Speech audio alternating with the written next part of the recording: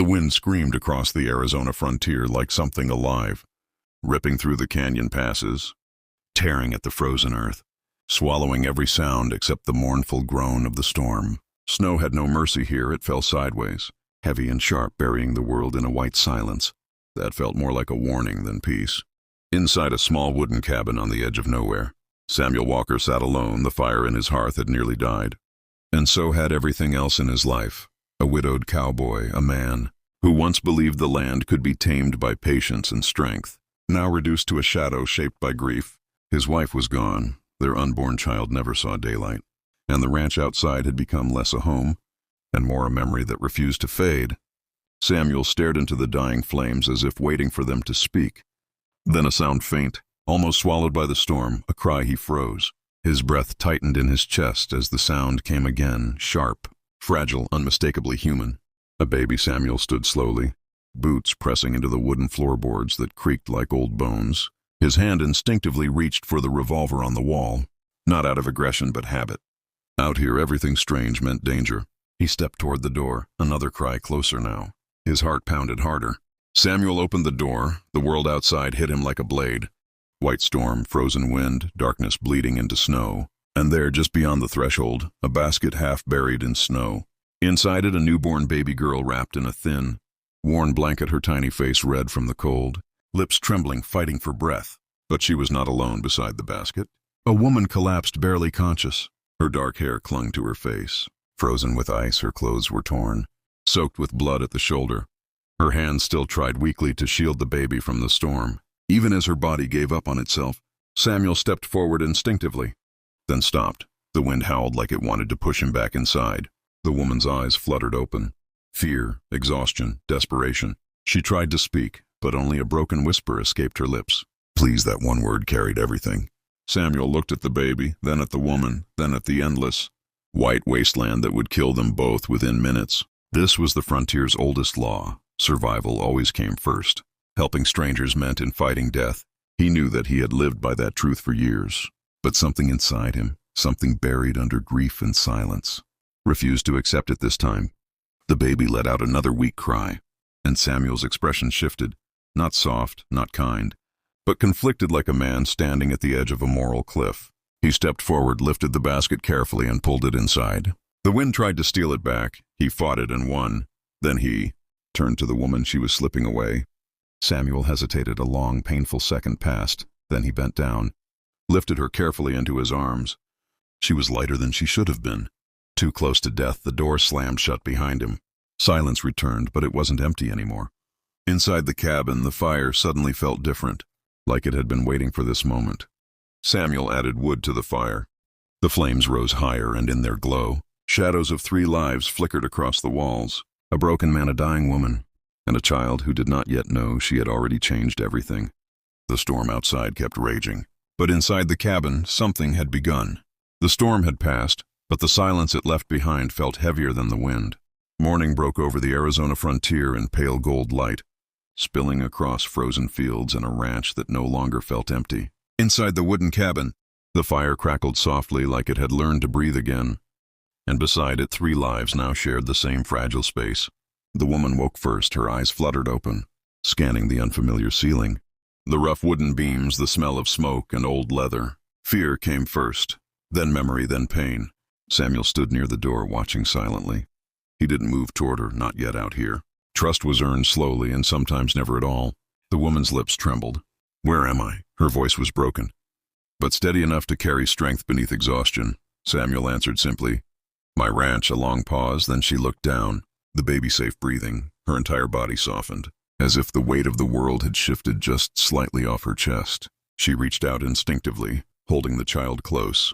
"I am Elena," she whispered. "Elena Ramirez." The name settled in the room like dust after a storm. Samuel nodded once, no judgment, no questions, just recognition that she was still alive. Outside, the frontier waited as it always did, indifferent, unforgiving. If you're new here, subscribe to the channel and tap the bell icon. Stories like this deserve to be remembered. Days turned into weeks.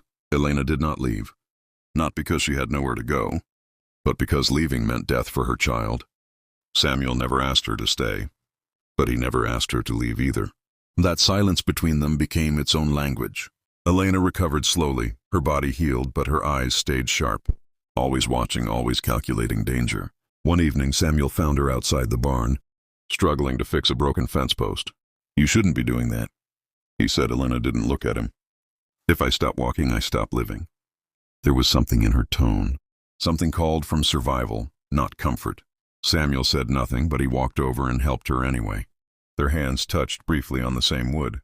Neither pulled away. For a moment, neither spoke, and something unspoken passed between them. Quiet, fragile, dangerous, the town did not welcome Elena Ramirez. Word spread quickly in the nearest settlement. A Mexican woman living alone on Walker's ranch. A baby with no father named. A widowed cowboy seemed bringing her supplies. Rumors grew like wildfire in dry grass. Some called her an outlaw's lover. Others said she was trouble from across the border. Men in the saloon laughed. Women whispered behind coats. Even the sheriff, an old friend of Samuel's, warned at once, "You're walking into trouble, Walker. That woman shall bring heat down on your land." Samuel only replied, "She bore a child into the world in a snowstorm. That's not trouble," and he walked away. Elena held everything. Eventually, she always did. One night she stood outside the cabin, watching the distant lights of town flicker like dying embers. Samuel joined her. The wind was soft now, cold but not cool. "They don't want me here," she said quietly. Samuel looked at her. "No one wanted me here either." "Not after my wife died." Elena turned to him for the first time. She saw him not as a rancher, not as a stranger, but as a man who had also been broken and left behind. Silence was taught, but this time it wasn't empty. It was shared days deep into months. Elena became part of the ranch in ways no one expected. She repaired tools with precision. She tracked cattle better than men who had done it all their lives. She cooked, cleaned, worked not as a guest, but as someone rebuilding a life for me. Grace the baby goes strawberry whole sometimes. Samuel would watch Elena holding the child near the fireplace. Something about it unsettled him. Not discomfort, not fear, something closer to warning, something he did not allow himself to name. One evening, a storm of a different kind arrived. A group of riders passed by the ranch, shouting insults from the trail walkers. "Gone soft Mexican woman running your house now." Elena stood still. Senior will step forward, but she raised a hand. "Don't," she said quietly. The Wilders moved on, laughing. "Seen you were tormented. You shouldn't have to endure that." The way I looked at it, steady. I survived worse than worse. That was the moment something changed. Not suddenly, not loudly, but like a wound beginning to heal. In silence that night, Samuel sat outside a wall. The fire behind him flickered low. Elena joined him without asking. They sat side by side, not touching, not speaking. Only the sound of wind moving through the desert lush filled the space between them. After a long silence, Samuel spoke. "You ever think about leaving?" Elena didn't answer right away. "Everywhere is the same if people decide you don't belong." Samuel nodded slowly. "I know that feeling." Another silence. "Then you saved my life," she said. Samuel shook his head slightly. "No," he replied. "You survived. I just didn't shut the door." Elena looked at him, then really looked. And for the first time, there was something soft behind her strength. Something human, something tired. Something that wanted to rest. But neither of them dared move closer to it, because in the Wild West, even peace felt like a risk. The wind carried through the canyon that night. The ranch stood quiet. Inside the cabin, a baby slept. Outside, two broken people sat beneath the same sky, both carrying ghosts they never spoke about. Neither knew it yet. But this fragile silence between them was not peace. It was the beginning of something far more dangerous, something called family. The desert had a way of pretending it was peaceful. Golden light, still air, endless horizon, but beneath that beauty, the land remembered everything and it never forgave. A lone rider appeared on the ridgeline at dusk. Dust rose behind him like a moving shadow. He did not hurry. Men like him never did. A voice echoed through the frontier silence. A voice that did not belong to the wind. A voice that belonged to power and violence. If you're new here, subscribe to the channel and tap the bell icon. Stories like this deserve to be remembered. The man's name was Victor Kane. To some, he was a ranch baron. To others, a landowner who built his empire on silence and graves. He rode into the nearby settlement with 5 armed men behind him. The town didn't greet him. It watched him. That was worse because fear in a frontier town didn't shout. It waited inside the Walker Ranch. Elena froze the moment she saw the distant riders. She didn't need words. She didn't need names. Her body already knew. Samuel noticed her expression change. "Who are they?" he asked. Elena didn't answer at first. Her eyes stayed locked on the horizon. Then she whispered, "Victor came." The name hit the air like a gunshot that hadn't fired yet. Samuel turned toward her. Something in her face had changed. Not fear, recognition, pain, history. That night, Elena finally spoke the truth she had buried for years. Her voice was quiet, but every word carried weight. "My family owned land north of the river," she said. "Small, but ours." Samuel listened without interruption. "Cain wanted it," he said. "He said it belonged to men like him, not us." A pause. The fire crackled softly between them. "He came with men, they called it law. They called it order." Elena's hands tightened. "But it wasn't law." Her voice dropped. "It was slaughter." Samuel said nothing because there was nothing clean enough to say. Elena's gaze stayed fixed on the fire. "My father stood in front of our home," she whispered. "He didn't have a rifle that day. Just words." Her breath shook. They didn't care. A long silence followed. Even the wind outside felt heavy. "I ran," she said finally. "I watched everything go behind." Her eyes lifted slowly toward Samuel. "And I never stopped running." Samuel understood something in that moment. This wasn't just a woman he had taken in. This was someone history had tried to erase and failed, because she was still here. Still breathing, still standing. The next morning, King arrived at the edge of town. No warning, no announcement, just presence. The kind that made men lower their eyes without realizing why. He spoke to the sheriff first. A man who had once promised justice now only collected silence. "There's a woman," King said calmly. "Elena Romanoff." The sheriff shifted uncomfortably. "She's not breaking any laws." King cut him off. "I didn't say she was a pause." "Then called her. I said she's a problem." Back at the winch, Olivia stepped outside alone. The wind moved through the dry grass like a warning. Samuel followed. "You don't have to face it," he said. Elena didn't turn. "I already did," she replied. Samuel frowned slightly when her voice was steady. "The day my father died." A long silence stretched between them. Daniel stepped closer. "You want to leave?" he asked. Elena shook her head no. That answer came too fast, too soon. Daniel studied her. "You're not thinking clear." Elena finally looked at him. And what he saw in her eyes was not fear. It was something sharp and resolute. "I spent my whole life running," she said. "I will not do it again." Damien was hesitant because he understood her life. But he also understood loss, and King didn't just take away. He took features, he took families. He took names and left emptiness behind. "If he comes here," he said slowly, "he won't stop at West or Lane of North, no. Another call, then we don't wait." That night Samuel rode into town. The saloon lights flickered like dying stars. Men inside stopped talking when he entered. He walked straight to the sheriff. "You're going to help her understand yourself." The sheriff stopped. "You don't understand what you're dealing with." Daniel's voice lowered. "I understand enough." The sheriff shook his head. "You lose your land, your cattle, everything." Daniel didn't look away. He already lost everything once that sentence ended the conversation. Not with agreement, but with truth. Outside came water from a horse's throat and smiled. Because men like Sam to a walker were predictable. They always believed in protection, always believed in white and wall, and always knowing too late that the frontier could be killed. Back at the ranch, Elena stood in the dark. Grace slept inside. The wind moved through the wooden fence like distant whispers, and the world turned quiet. Elena spoke without turning. "He's coming, isn't he?" "Stand." Elena turned to him. For a moment, something fragile passed between them. Not romance, not fear, something deeper, trust built from scars, not words. The wind picked up again. Somewhere far away, horses moved, men prepared, and history repeated itself in silence. But this time, Elena did not run. Samuel did not hide, and the frontier finally met people who refused to disappear. The night the frontier broke, it did not begin with thunder. It began with silence. A silence so deep it felt like the land was holding its breath. Then horses, many too many. Dust rose on the horizon like a moving wall, and in that dust Victor Kane returned. Not as a visitor, not as a negotiator, but as a reckoning. Inside the Walker Ranch, the lantern flame flickered violently, as if it already knew what was coming. Grace, still a child, slept near the hearth wrapped in a worn blanket. Elena stood near the window. She didn't need to see clearly. She already knew. Samuel entered quietly, rifle in hand. His face was different now, not calm, not patient. A man who had already accepted loss, but refused to surrender what remained. "Elena," he said low. She turned, and for a moment, neither of them spoke, because both understood what moments like this meant in the West. They didn't last. If you're new here, subscribe to the channel and tap the bell icon. Stories like this deserve to be remembered. The attack came fast, too fast for mercy. Windows shattered under gunfire. Wood exploded into splinters. The ranch, once a place of fragile peace, turned into chaos carved by bullets and firelight. Samuel fired from the doorway, dropping one rider another. But Cain's men kept coming. Because men like Cain didn't send people to win, they sent them to a race. Elena moved without hesitation. She grabbed Grace from the floor. "Stay behind me," she whispered.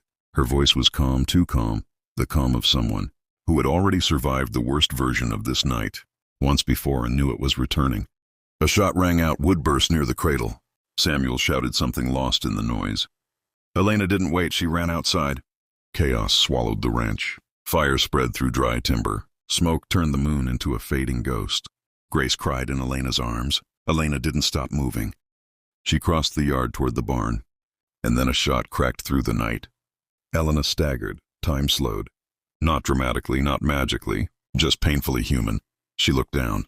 Blood spread across her side, warm, real, final. Samuel saw it. His world collapsed into that single moment. "Elena," he shouted, but she didn't fall, not yet. She forced herself forward, reaching the barn door, shielding Grace with her body. As another shot echoed behind her, Samuel fired back blindly. Anger, grief, desperation. But the frontier doesn't listen to emotion. It only answers violence. Elena reached the barn, collapsed inside. The sound of burning wood and distant shouting faded into something far away. Like another life, Grace was alive. That was all that mattered. Samuel reached her moments later. He fell beside her in the hay, breath torn apart by shock and fury. "Elena, stay with me." His voice cracked in a way he never allowed. She smiled faintly, not because she was happy, but because she had finally stopped wanting. "I am still here," she whispered. Her hand touched Grace's face so gently, like she was memorizing her forever. Samuel shook his head. No, you can't." Elena interrupted him softly. "Promise me." Silence. Even the fire outside felt like it paused. Samuel swallowed hard. "Anything." Amelia's eyes locked onto his. "Raise her as your daughter. And don't let this world turn your heart into something cold." Samuel trembled. "I can't do this without you." Elena's voice sobbed. "You already are." A long silence followed, the kind that changes a man forever. Elena exhaled slowly, for Griffin Grace never lose it. "I chose this," she said quietly the moment I stopped running. "I should have protected you better." Amelia shook her head. "You gave me something no one else did. See in your eyes, go on water. I'm not going to record this." On your head, your hands slowly felt not something, not someone, like the end of something that was never meant to last in your life. The fire outside the world higher.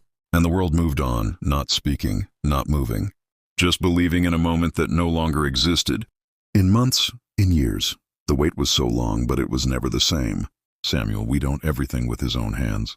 Stone by stone, sense by sense, memory by memory, school on the scale. At night, when you would sit outside the cabin, a wing would move through the field where a wing wants to be a wing. Would remember her books. Not as a ghost, but as a promise, a responsibility. A wing that it owes to me and all the survivors, years later. Please went through those things here, laughing a lot for you. And we would judge from the porch. Violent, grateful, broken promises, but no longer empty. The frontier had taken much, but it had also given something rare. A reason to stay, a reason to live, a reason to become something better than what pain tried to make him. The frontier did not change easily. But people did, and sometimes time did not heal anything. It only revealed what had been buried too deep to see. 20 years passed like dust carried across open plains. Slow, unstoppable, unforgiving. If you're new here, subscribe to the channel and tap the bell icon. Stories like this deserve to be remembered. The Walker Ranch stood differently now. Stronger fences repaired barns. New life growing in the same soil that once burned, and at the center of it all, Grace Walker, no longer a child, no longer fragile. She moved through the world like someone who had learned early that justice was not given. It was taken back. She had studied in town, read law books borrowed from traveling teachers, listen to soldiers returning from distant wars, speak about order and violence in equal breath, and she remembered everything Samuel had taught her. Hard work, silence, survival, but more than anything, kindness without weakness. Grace stood in the small-town courthouse one morning. A group of settlers argued over land boundaries, old arguments dressed in new coats. A man raised his voice at a Mexican family, standing quietly near the door. Grace stepped forward, her voice cut through the room enough. The room went silent, not because she was loud, but because she was certain. And certainty is what the frontier feared most. Outside, the wind rolled through the town like a memory that refused to leave. Grace walked home alone, but something inside her was unsettled. A feeling she could not name. A pull towards something buried, something unfinished. That night she returned to the room. Attic dust floated in thin golden lines through a cracked window. Old crates, broken tools. Fragments of a life built and rebuilt too many times. She wasn't searching for anything specific. But the past has a way of choosing its moment. Behind a loose wooden board near the back wall, she found a small bundle wrapped in cloth tied carefully, as if someone had intended it to survive longer than they did.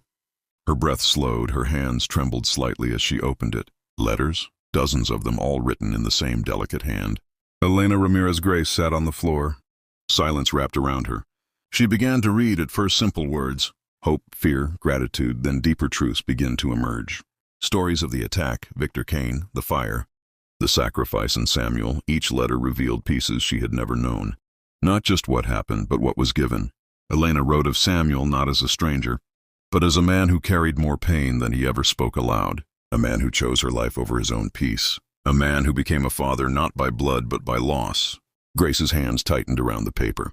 Her breathing became uneven. No, she whispered. But the truth did not stop. It never does. One letter broke her completely. Elena wrote, if Grace ever reads this, tell her she was never abandoned. She was chosen. Grace closed her eyes, and for the first time in her life, she felt something shift inside her identity. Not collapse, but fracture like glass under pressure. The realization was not anger. It was confusion, pain wrapped in love. Because everything she thought she knew had been built on sacrifice. She never saw. That night she went to Samuel. He was sitting outside the cabin.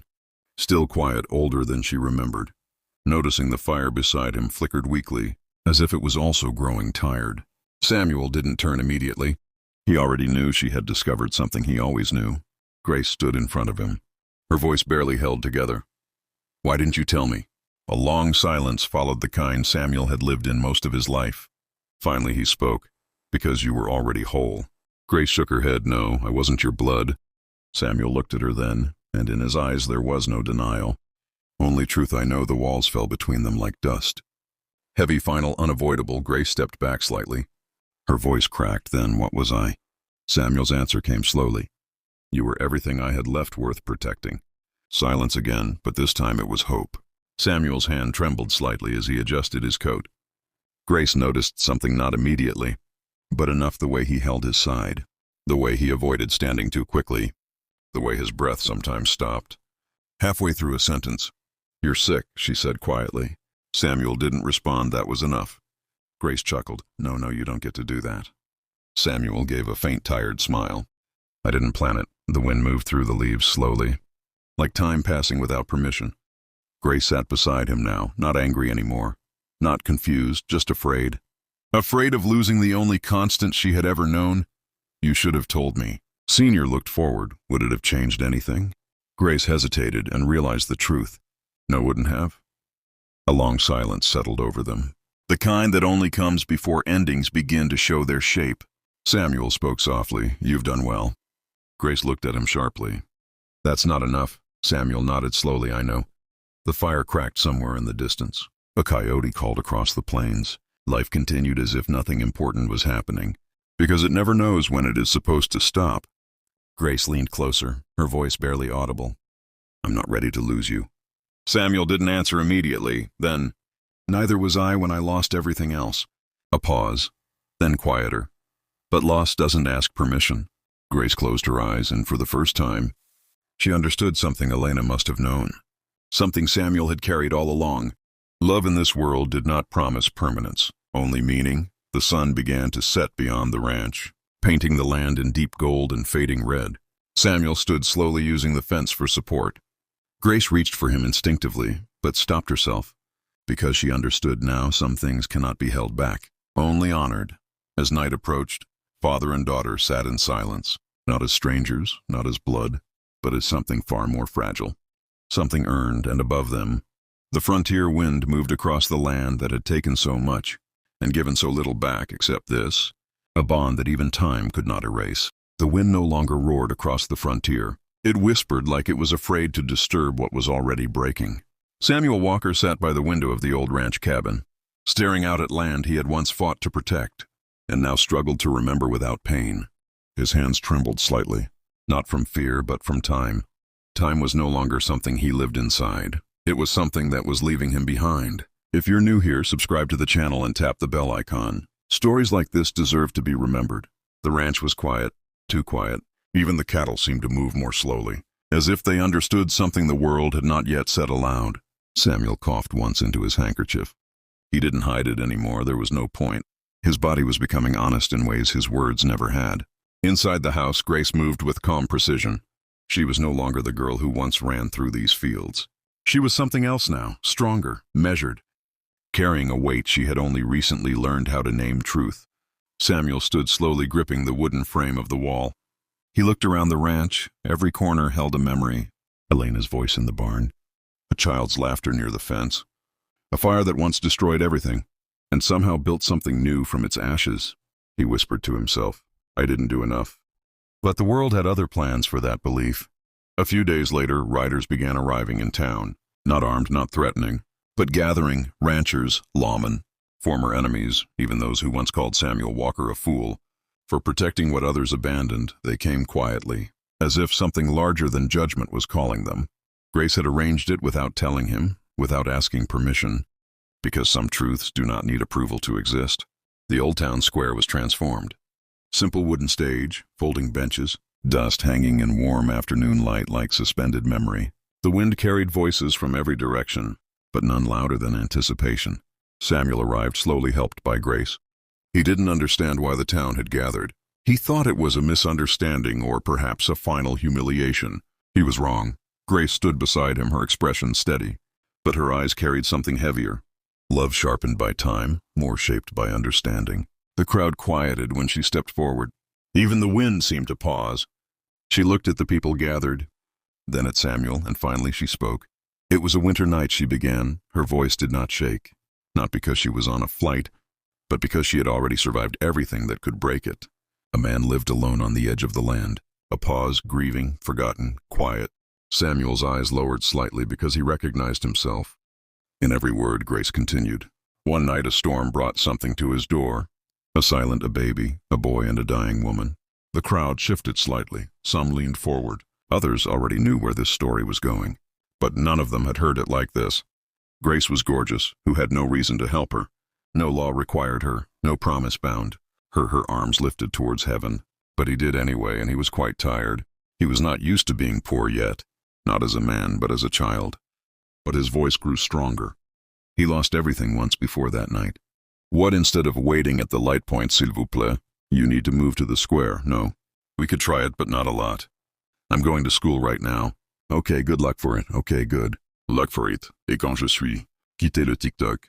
Ой, как я устала, я тут на работе, а как там? As a child, but as someone who understood what that touch cost. You chose to be my father, she whispered. Samuel nodded faintly. Yes. Grace's eyes filled again, and I would choose you again every time. That was the moment something inside Samuel finally broke. Not pain, not regret, but peace. The crowd stood silently in the background, not interrupting, not witnessing a spectacle, but honoring something they could finally understand. Samuel pulled Grace into his arms slowly, carefully, like he was afraid time might steal it away, but it didn't. It stayed just long enough, and for a moment the frontier did not feel harsh. It felt forgiven. Later that evening, as the sun sank low over the desert hills, Samuel sat on the porch of the ranch. Grace stood beside him. The land stretched endlessly before them, golden quiet. Alive, Samuel spoke softly. I don't know how much time I have left. Grace looked at him, then replied without hesitation. Enough. A faint smile crossed his face. As the wind moved through the fields, where so much had begun and so much had ended, the camera of time, if it were watching, would not rush this moment. It would let it breathe. Because endings like this are not about departure. They are about meaning finally arriving. And in that fading light, a man who once believed he had nothing left understood he had already lived a life worth remembering. Please, if you like our story, so subscribe our channel and watch our stories in this channel. Legend of Wild West, that stories will engage you, so please subscribe us. And don't forget to share the story to your friends. Thank you so much.